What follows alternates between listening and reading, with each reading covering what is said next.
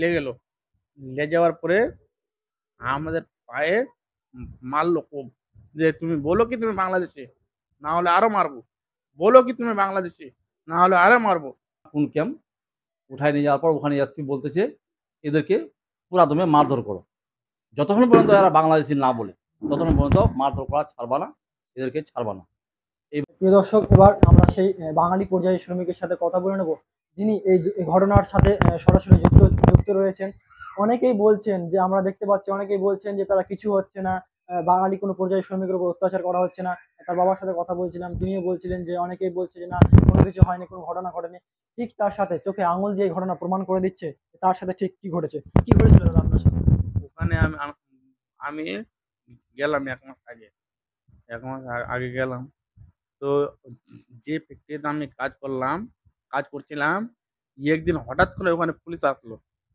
Police আসার পরে আমরাকে ওখানে লেগে গেল। লেগে যাওয়ার পরে আমাদের পায়ে মারলো খুব।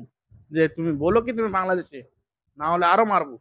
বলো কি তুমি বাংলাদেশি, না হলে আরো মারবো। এরকম করে বলা হয় আর মারা হয় ওখানে।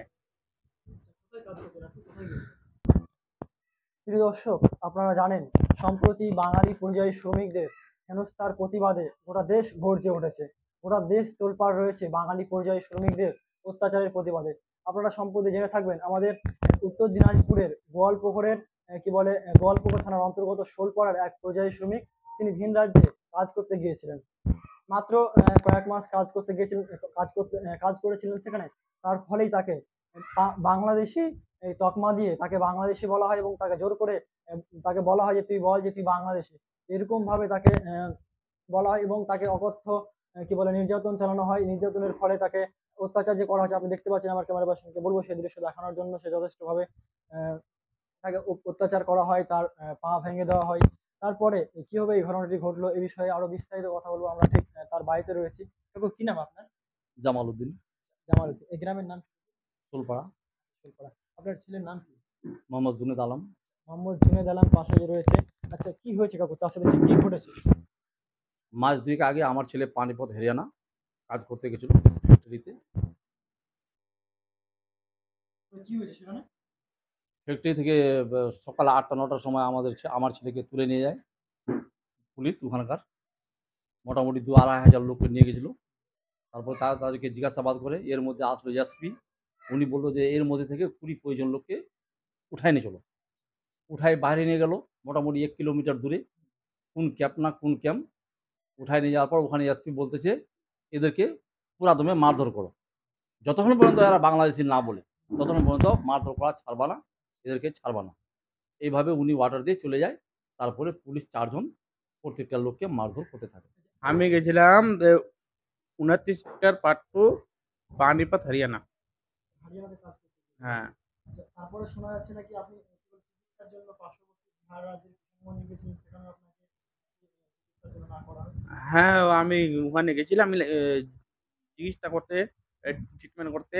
আর ওখানকার ডাক্তার বলল যে আপনার যেটা কাগজ রয়েছে, মানে এটা হলো ওখানকার, আপনার হরিয়ানার, এখানে আপনার ইলাজ হবে না।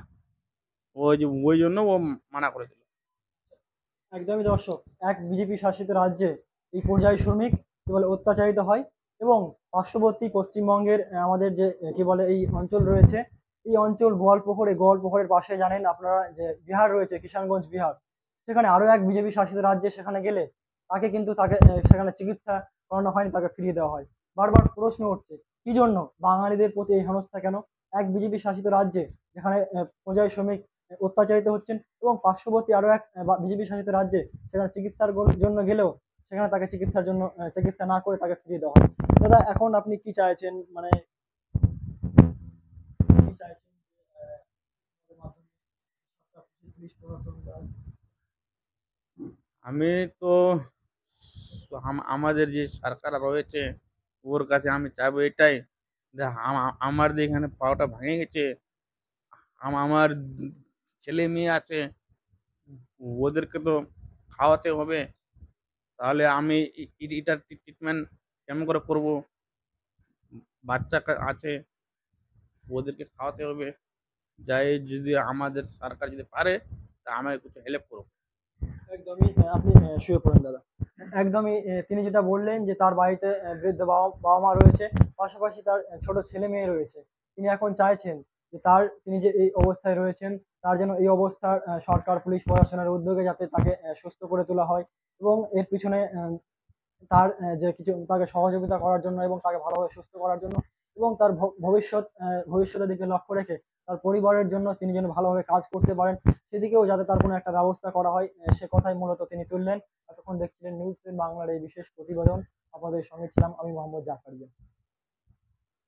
আপনার ছেলে যে জুনেদ ভাই রয়েছে সে ওখানে মানে কতদিন ধরে কাজ করতো আর কি কাজ করতো ওখানে? আগে তো ১০-১৫ বছর ধরে কাজ করছিল। ১০-১৫ বছর ধরে কাজ ইদানিং যাবার ২-১ মাস হলো। ১০-১৫ বছর ধরে সেখানে কাজ করতো। হ্যাঁ, কোনো ব্যাপার নেই। আসা যাওয়া করতে অসুবিধা ছিল না। না। আর এখন মোটামুটি ১ মাস আগে সেখানে গিয়েছিল তার ফলে এরকম হয়েছে। তার ফলে এরকম হয়েছে। কি মনে হয় কি জন্য এরকম হয়েছে? এখন কি করে বলবো? এখন ওদের সরকার কি বলছে না বলছে, বাংলাদেশে খোঁজ করবে না কি খোঁজ করবে? তো তোমরা তোমরা প্রমাণপত্র দেখো তাদের। তোমরা এইভাবে মারপিট হেনস্থা করবা কেন? এখন আপনারা কি চাইছেন? বাড়িতে কি বলে রাজ্যের মন্ত্রী গোলাম রাব্বানি এসেছিলেন, আরো বিভিন্ন লোকজন আসছে। এখন আপনার কি চাইছেন আপনারা? অথচ রহমানের উদ্যোগে এবং মুনি পার্টিগত হিসাবে ওরা ওদের উদ্যোগে প্রশাসনের উদ্যোগে আমাদের ছেলেটা আসছে। আমরা সম্পূর্ণ কাগজপত্র জোগাড় করে দিয়েছিলাম। ওই উদ্যোগে ওদের হেল্পে ছেলেটা আমার বাড়ি আসছে এখন। একদমই দর্শক যে কথা তার বাবা বলছিলেন যে সে প্রায় ১০-১৫ বছর ধরে সেখানে কাজ করত। নিয়মিত যাতায়াত করত, কোনো সমস্যা ছিল না।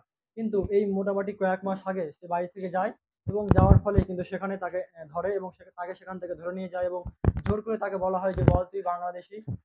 আর সে সেটা স্বীকার না করার ফলে কিন্তু তাকে যে অত্যাচার করা হয়েছে সে মানসিকভাবে ভেঙে পড়েছে। দেখতে পাচ্ছেন সে পাশে আরাম করছে। আমার ক্যামেরা পার্সনকে বলব সে দৃশ্য দেখানোর জন্য এবং তার সাথেও যদিও সে কথা বলার মতো খুব একটা ভালো পরিস্থিতি নেই। তবুও তার সাথে কথা বলে তার সাথে ঠিক কি ঘটেছিল সে বিষয়ে আমরা আপনাদেরকে দেখাচ্ছি। আপনারা দেখতে থাকুন শেষ পর্যন্ত।